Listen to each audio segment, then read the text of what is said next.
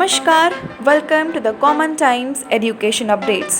The Odisha Joint Entrance Examination OJE, which was scheduled to be held in the first week of May, has been postponed due to the extension of the lockdown till 3rd of May.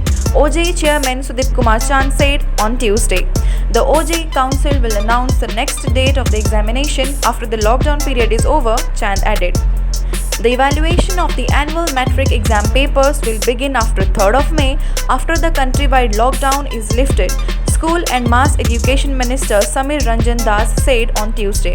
We had earlier decided to resume the evaluation after 14th of April, but taking the rising number of COVID patients, the lockdown period has been extended to 3rd of May.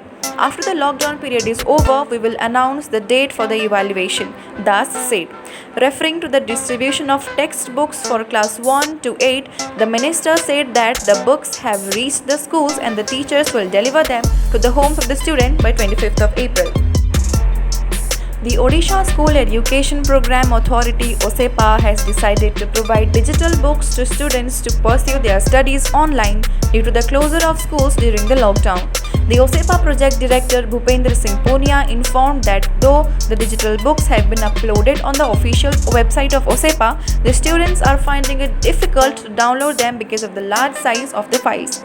We are trying to sort out this problem by compressing the size of the files within a week so that the students can easily download the soft copies of their books. We have already uploaded about 30 to 40 digital books covering all subjects for the students from class 1 to 8. Our prime objective is to impart online education to the students till the lockdown is over, he added. Punia said OSEPA will provide brochures to the district and block education officers soon to oversee online education in the respective areas.